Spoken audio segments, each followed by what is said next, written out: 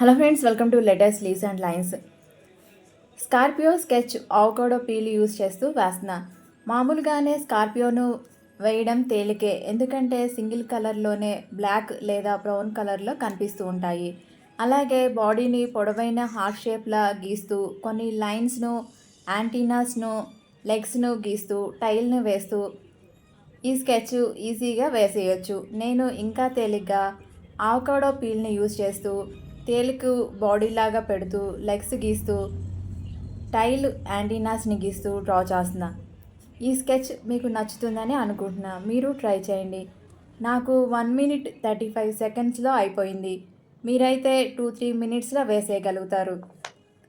Avocado peel లేకపోయినా కానీ మామూలుగా గీస్తూ ట్రై చేయండి.